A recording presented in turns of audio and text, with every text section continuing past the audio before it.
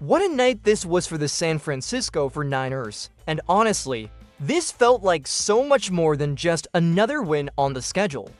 This was one of those games where you sit back afterward and think, yeah, this team just made a real statement. Going on the road, under the lights, and putting up 48 points while winning by 3 scores is not normal in this league, especially this late in the season.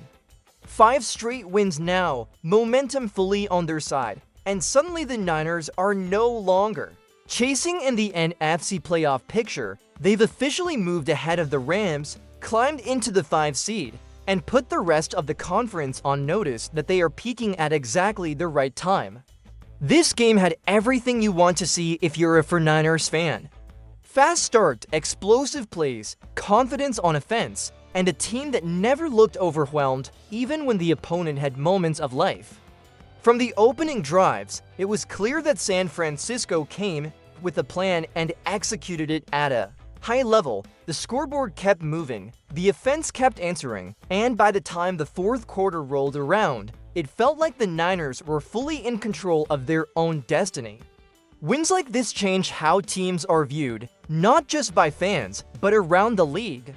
And let me ask you this right now, because I'm genuinely curious how you felt watching it unfold. Did this feel like a playoff-type win to you?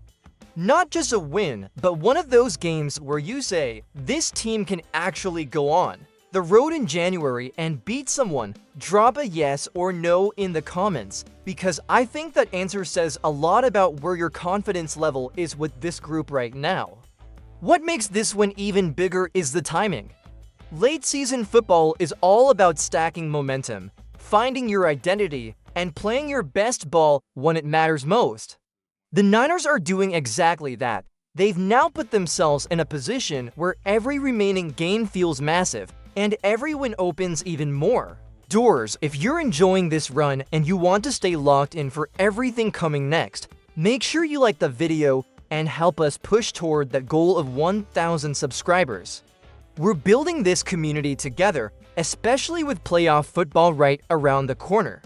Because as big as this win was for the standings, the real story of the night starts with one player and one offensive performance that deserves its own spotlight. And that's exactly where we're going next. When you talk about the heartbeat of this win, it starts and ends with Brock Purdy, because this was one of those games that changes how people talk about a quarterback. 5 touchdown passes, nearly 300 yards, complete command of the offense, and doing it all on the road in prime time. This wasn't just a good Brock Purdy game, this was a career-defining performance, the kind that fans will reference years from now when they talk about when everything truly clicked for him at the NFL level. From the very first drive, Purdy looked calm, confident, and decisive. The ball was coming out on time, he was throwing with anticipation, and you could tell he trusted exactly what he was seeing.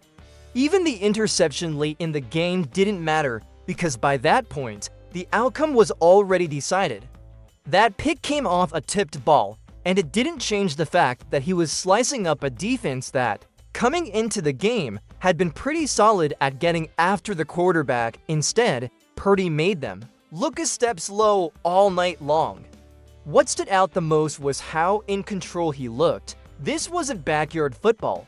This was a quarterback operating a system at a high level, working through progressions, hitting receivers in stride, and punishing coverage breakdowns. The touch on his throws, especially in the red zone, was outstanding.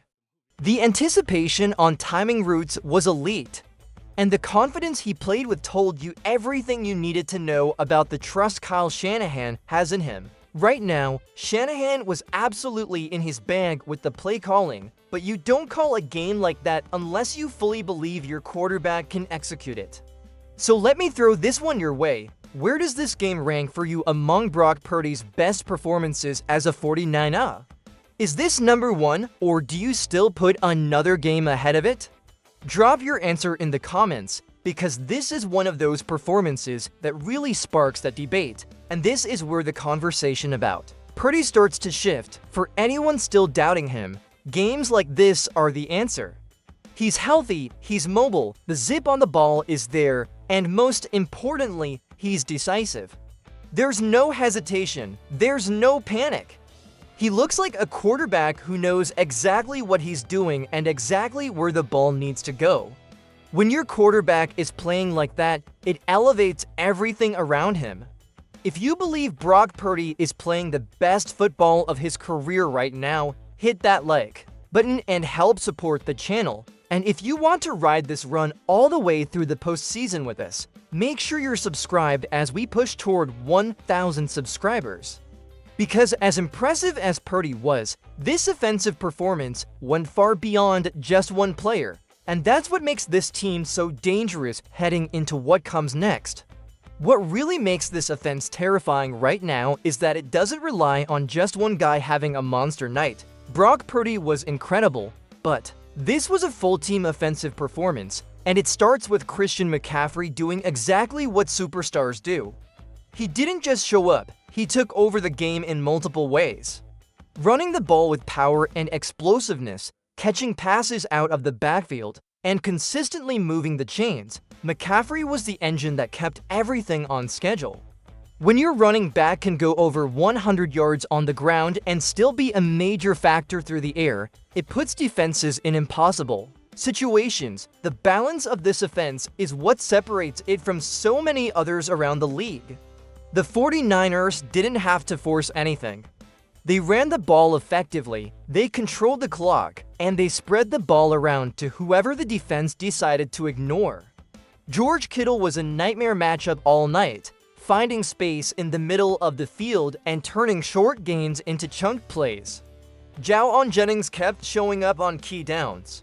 Other receivers chipped in, and suddenly you look up and realize the defense has no answer for where the ball is going next. This is the version of the offense that travels in January. You can win shootouts, you can grind games out. You can play from ahead or come back if you need to. When the offensive line is holding up, when Kyle Shanahan is mixing things up, and when McCaffrey is doing a little bit of everything, this unit can go toe-to-toe with any team in the NFL. That's not hype, that's what the tape shows. I want to know your take on this. Who impressed you the most offensively in this game? Was it McCaffrey, Purdy, Kittle, or someone else entirely? Drop your answer in the comment, and let's see where everyone's confidence is with this group right now. And if you're enjoying these breakdowns and the way this offense is clicking, make sure you like the video. Every like helps this channel grow, and if you haven't already, subscribe so we can keep building toward that 1,000 subscriber goal together, because as dominant as the offense has been, there is another side of this team we still have to talk about. And it's a side that could end up deciding how far this run actually goes. As great as this win felt, there's no getting around the fact that the defense remains the biggest question mark for this team, and this game really highlighted that. The 49ers gave up a lot of yards, especially through the air, and they allowed a veteran quarterback to move the ball a little too easily at times. Even though the final score shows a comfortable win, there were stretches where the defense struggled to get off the field, and that's something you can't just ignore as the competition level rises. The biggest concern is the lack of consistent pressure on the quarterback. When opposing quarterbacks have time to sit back, scan the field, and work through their reads, even average offenses can look dangerous. There were coverage breakdowns, open receivers downfield, and too many third down conversions that kept drives alive against better quarterbacks and more explosive offenses. Those issues can turn into serious problems if they're not cleaned up. That being said, this defense doesn't have to be perfect for the 49ers to win. It just has to be good enough. They were better against the run in this game, which was a step in the right direction, and they eventually made the plays that mattered most by forcing turnovers late. That's the formula right now, bend when you have to limit the damage, force field goals instead of touchdowns, and give the ball back to an offense that is fully capable of putting the game away. So here's the big question for you. How concerned are you about the defense heading into the playoffs? Are you feeling confident they can hold up, or does this worry you when you think about facing elite quarterbacks? Let me know in the comments, because this is where opinions really start to split. If you're still all in on this team despite the defensive concerns, hit the like button to show your support, and don't forget to subscribe as we continue pushing toward 1,000 subscribers. Because with all of that said, the bigger picture in the NFC makes this conversation even more interesting, and it sets the stage for what could be a very exciting finish to the season. When you zoom out and look at the bigger picture, it's hard not to feel optimistic about where the 49ers are right now. This one didn't just add another number to the win column, it reshaped the NFC playoff picture and put San Francisco in a position where everything they want is still right in front of them. Moving ahead of the Rams, climbing the standings, and continuing this hot streak sends a clear message that this team is not just along for the ride. They're very much a factor in how the NFC race is going to finish. What makes this stretch so impressive is everything the team has had to overcome. Roster turnover, injuries, young players stepping into big roles, and yet here they are playing their best football at the most important time of the year. The remaining games feel like playoff games already, and that's exactly where this team thrives.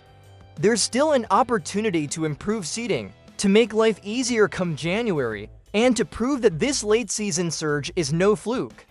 This is where belief really matters. The offense is rolling, the quarterback is confident, and the team has clearly found its identity. If the defense can continue to find ways to get timely stops and force turnovers, there's no reason this group can't compete with anyone they line up against. Momentum is real in this league, and right now, the arrow is pointing straight up for San Francisco. So I'll leave you with this. Where do you realistically see the 49ers finishing in the NFC playoff standings? Do you think they can climb even higher, or is this spot about right? Drop your prediction in the comments, because the conversation only gets better from here. If you've enjoyed this breakdown and you want to ride the rest of this run with us, make sure you're subscribed and help us reach that 1,000 subscriber milestone. Like the video, share your thoughts, and stay locked in, because this season is far from over and the best moments might still be ahead.